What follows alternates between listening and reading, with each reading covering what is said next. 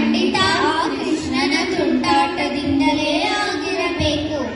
ಬನ್ನಿ ಎಲ್ಲರೂ ಹೋಗಿ ಯಶೋದ ಅಮ್ಮನಿಗೆ ತಿಳಿಸೋಣ. ಯಶೋದಮ್ಮ, ಯಶೋದಮ್ಮ, ಓ ಯಶೋದಮ್ಮ. ಏನಾಯಿತು ನೋಡಿ, ನಿಮ್ಮ ಕೃಷ್ಣ ಏನು ಮಾಡಿದ್ದಾನೆ? ಇಂದು ಮತ್ತೆ ನಮ್ಮ ಮಡಿಕೆಗಳನ್ನು ಒಡೆದು ಬೆಣ್ಣೆಯನ್ನು ಕದ್ದಿದ್ದಾನೆ. ಕೃಷ್ಣ, ಕೃಷ್ಣ.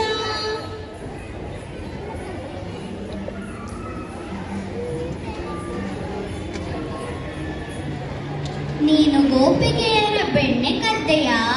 ಇಲ್ಲ ಅಮ್ಮ, ನೀನು ಮಾಡಿದ ಸಿಹಿ ಬೆಣ್ಣೆಯನ್ನು ಬಿಟ್ಟು ಇವರ ಬೆಣ್ಣೆಯನ್ನು ನಾನೇಕೆ ಕದಿಯಲಿ ಅಮ್ಮ? ನಿಜವಾಗಿಯೂ ಯಶೋದಮ್ಮ, ಕೃಷ್ಣ ಸುಳ್ಳು ಹೇಳುತ್ತಿದ್ದಾನೆ. ನಿನ್ನೆ ಕೂಡ ಇವನು ವಿಶಾಖಳ ಬೆಣ್ಣೆ ಕದ್ದಿದ್ದಾನೆ. ರಾಧಾ, ನಾನು ಸುಳ್ಳು ಹೇಳುತ್ತಿದ್ದೇನೆ? ಕೃಷ್ಣ, ನೀವು ಯಾವಾಗಲೂ ನನ್ನ ಕೃಷ್ಣನ ಮೇಲೆ ಆಪಾದನೆ ಮಾಡುತ್ತೀರಿ. ನಮ್ಮ ಮನೆಯಲ್ಲೇನು ಬೆಣ್ಣೆಗೆ ಬರವೇ ನಿಮ್ಮ ಬೆಣ್ಣೆ ಕದಿಯಲು?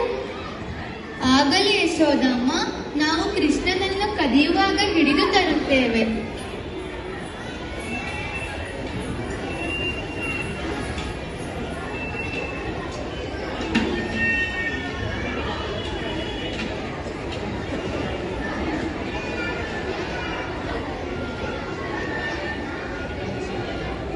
ಬೆಣ್ಣೆಯಲ್ಲಿದೆ, ಬೆಣ್ಣೆಯಲ್ಲಿದೆ, ಬೆಣ್ಣೆಯಲ್ಲಿದೆ. ಬೆಣ್ಣೆ ಇಲ್ಲಿದೆ, ಬೆಣ್ಣೆ ಇಲ್ಲಿದೆ. ಅಲ್ಲಿದೆ. ಬನ್ನಿ ಬನ್ನಿ ಬನ್ನಿ ಬನ್ನಿ. ನಾವೆಲ್ಲ ಏಕೆ ಈ ತರ ನಿಧಾನವಾಗಿ ಮಾತನಾಡುತ್ತಿದ್ದೇವೆ? ಏಕೆ ಅಂದ್ರೆ ಗೋಪಿಕೆಯರು ನಮ್ಮನ್ನು ಹಿಡಿಯಬಾರದು ಎಂದು. ಈಗ ಎಲ್ಲರೂ ನಿಧಾನವಾಗಿ ಬನ್ನಿ. ಬೇಡ ಇರು, ನನಗೆ ಏಕೋ ಅನುಮಾನವಾಗುತ್ತಿದೆ. ಏನಾಯ್ತು ಮಧುಮಂಗಲ್? ಈ ಮಡಿಕೆಯು ಇಷ್ಟು ಕೆಳಗಡೆ ಹೇಗಿದೆ? ಓ, ಗೋಪಿಕೆಯರು ನಾವು ಬೆಣ್ಣೆ ಕದಿಯಲು ಬರುತ್ತೇವೆ ಎಂದು ನಮ್ಮನ್ನು ಹಿಡಿಯಲು ಏನೋ ತಯಾರಿ ಮಾಡಿದ್ದಾರೆ ಎನ್ನಿಸುತ್ತಿದೆ. ನಾವು ಯಾವಾಗ ಬೆಣ್ಣೆ ಕದಿಯಲು ಹೋಗುತ್ತೇವೋ ಆಗ ಈ ಎಲ್ಲಾ ಗಂಟೆಗಳು ಬಾರಿಸಲು ಶುರುವಾಗುತ್ತವೆ. ಯೋಚನೆ ಮಾಡಬೇಡಿ. ಗಂಟೆಗಳ ದೇವ,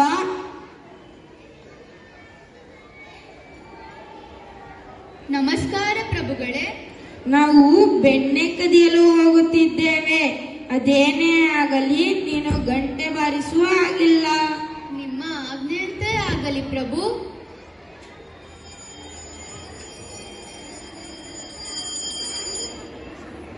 ಬನ್ನಿ ಬನ್ನಿ ಬನ್ನಿ ಬನ್ನಿ ಬನ್ನಿ ಬನ್ನಿ ಬನ್ನಿ ಬನ್ನಿ.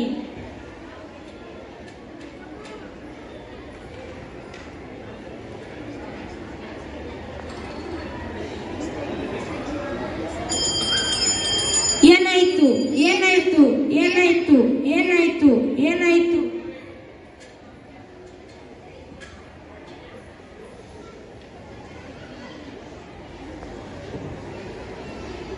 ಏನು ಕೃಷ್ಣ, ನಾನು ಸುಳ್ಳು ಹೇಳುತ್ತಿದ್ದೆ ಅಲ್ಲವೇ?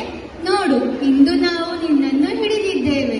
ಇರು, ನಾವು ಯಶೋದಮ್ಮನನ್ನು ಕರೆತರುತ್ತೇವೆ. ಗಂಟೆ ದೇವ,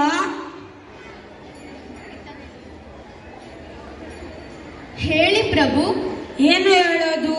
ನಾನು ನಿಮಗೆ ಹೇಳಿದ್ದೆ ತಾನೇ ಗಂಟೆ ಬಾರಿಸಬೇಡಿ ಎಂದು. ಆದರೂ ನೀನು ಏಕೆ ಬಾರಿಸಿದೆ?